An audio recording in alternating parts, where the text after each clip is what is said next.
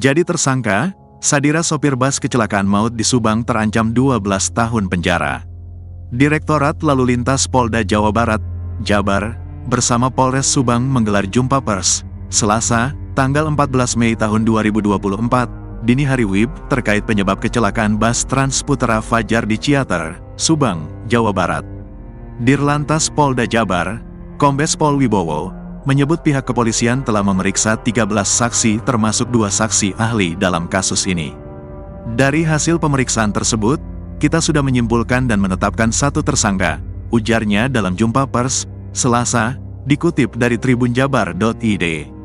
Menurutnya, 1 orang yang sudah ditetapkan sebagai tersangka ialah Sadira, sang sopir bus. Sadira pun terancam hukuman maksimal 12 tahun penjara dan denda 24 juta rupiah.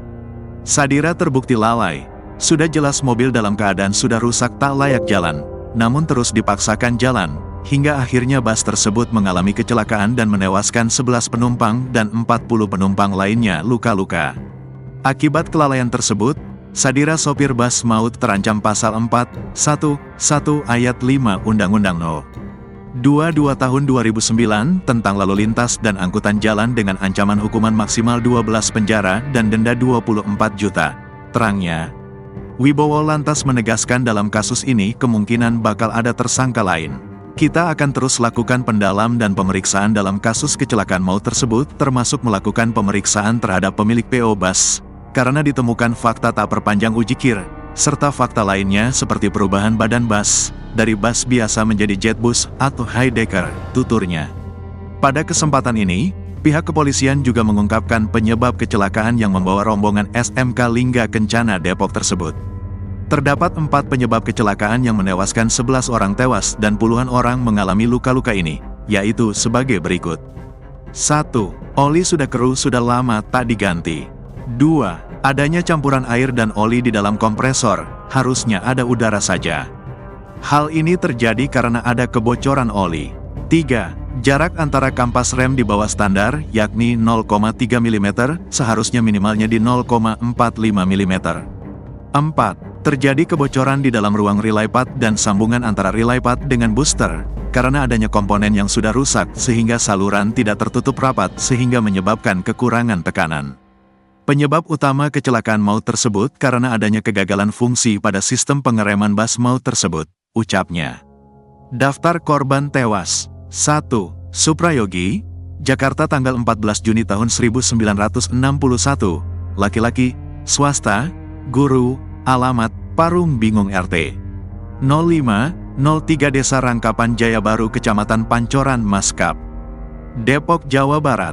2. Intan Rahmawati, Depok tanggal 4 Oktober tahun 2005, perempuan, pelajar, alamat, Patrung Bingung RT 0110 Kelurahan Rangkapan Jaya Baru Kec, Pancoran Mas, Depok, Jawa Barat. 3. Raka, 21 tahun, laki-laki, pelajar, mahasiswa, alamat, Kepulauan Majasari RT 0703 Des, Majasari Kecamatan Cibogo, Kabupaten Subang, Jawa Barat. 4. Desi Yulianti, Depok tanggal 31 Juli tahun 2005, perempuan, pelajar, alamat, Rawadenok RT 0212 Kelurahan Rangkapan Jaya Baru, Pancoran Mas, Depok, Jawa Barat. 5. Robiatul Adawiyah, Depok tanggal 15 Februari tahun 2005, perempuan, pelajar, alamat, Parung Bingung RT 0203 Rangkapan Jaya Baru, Pancoran Mas, Kota Depok, Jawa Barat. 6. Ade Nabila Anggraini, Depok tanggal 13 Januari tahun 2004, perempuan, pelajar, alamat, Jalan 3 Putra RT 0304 Desa Meruyung, Limo, Kota Depok, Jawa Barat. 7. MAHESYA Putra, Depok tanggal 14 Mei tahun 2005, laki-laki, pelajar, alamat, Parung Bingung RT 0110 Angkapan Jaya Baru, Pancoran Mas, Kota Depok, Jawa Barat. 8. Tiara, 18 tahun, perempuan, pelajar, alamat, Grogol RT 0201 Grogol, Limo, Kota Depok, Jawa Barat. 9. Ahmad Fauzi, 19 tahun, laki-laki, pelajar, alamat dalam lidik. 10. Intan Fauziah, 19 tahun, perempuan, pelajar, alamat Parung Bingung RT 07 13, Rangkapan Jaya Baru, Pancoran Mas, Kota Depok, Jawa Barat. 11.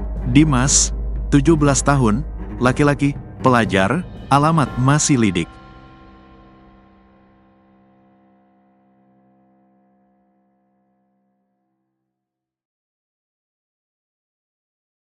Sekta gubris peringatannya soal kondisi Bas, anaknya jadi korban kecelakaan maut. Seorang wali murid SMK Lingga Kencana mengamuk saat mendengar anaknya jadi korban kecelakaan maut di Ciater, Kabupaten Subang, Jawa Barat pada Sabtu, tanggal 11 Mei tahun 2024, malam. Wanita bernama Riris itu lantas menyindir janji manis kepala sekolah SMK Lingga Kencana yang ternyata ingkar. Seperti diketahui, bas rombongan yang ditumpangi siswa ISMK Lingga Kencana terbalik hingga menewaskan 11 orang. Korban terdiri dari 9 murid, 1 guru dan 1 warga lokal. Mendengar nama anaknya jadi korban dalam kecelakaan maut tersebut, Riris langsung mendatangi SMK Lingga Kencana di Kota Depok. Diungkap Riris, ia sangat kecewa dengan pihak sekolah lantaran membuat acara perpisahan di luar kota. Padahal sebelumnya Riris mengaku sudah mewanti-wanti pihak sekolah terlebih kepala sekolah agar mempersiapkan dengan matang acara tersebut. Kendati bukan ibu kandung, Riris pilu saat mendengar anak asuhnya, Amiluddin, jadi korban kecelakaan. Saya kecewa, karena waktu rapat tanggal 6 saya bilang sama kepala sekolah, saya orang tua asuh Amiluddin. Karena 1 bulan SMP perjuangan kecelakaan di Bali, saya minta tolong ya Pak. Tolong itu bis diperiksa atau diservis yang benar. Saya enggak mau anak saya, walaupun bukan anak kandung saya karena dia anak yatim, itu harus mobilnya diperiksa, kata Riris dengan nada bicara keras. Dilansir tribunnewsbogor.com dari Instagram subang.info, Minggu, tanggal 12 Mei tahun 2024. Sebagai orang yang juga berprofesi sebagai guru, Riris mengaku paham dengan prosedur jika sekolah membuat acara perpisahan jarak jauh untuk murid. Karenanya sejak awal rencana perpisahan tersebut, Riris sudah sering mengingatkan kepala sekolah agar memilih bas yang bagus dan berkualitas. Hal itu agar perjalanan para murid bisa lancar tanpa kendala. Katanya, kepala sekolah, "Oke Bu, tenang aja, kami semua mobilnya kami bawa dengan baik." Itu rapat saya bilang, "Benar ya Pak, bertanggung jawab. Karena kalau mau ke Bandung, ke Bogor harus naik bas yang bagus," imbuh Riris. Lagi pula diakui Riris, ia terkejut kala mengetahui keputusan akhirnya para siswa tetap pergi ke Bandung. Padahal rencana awalnya yang Riris ketahui adalah para murid di wisuda di Kota Depok. Ini Amiluddin bukan orang punya, saya kasihan. Kecewa, kenapa datang ke sana? Karena infonya perpisahan dan pelantikan, wisuda, di Depok, kok dibawa ke sana, Bandung. Oke kita nurut semua, tapi saya titip, saya ini guru. Jadi saya tahu prosedur kayak apa, ungkap Riris. Kini, Riris pun mengaku sedih saat tahu kabar ibu kandung dari Amiluddin. Walaupun bukan anak kandung saya, ibunya, Amiluddin, sudah nangis di rumah, bapaknya meninggal 2 tahun yang lalu. Bukan anak kandung saya, tapi saya yang biayain pendidikannya, ujar Riris.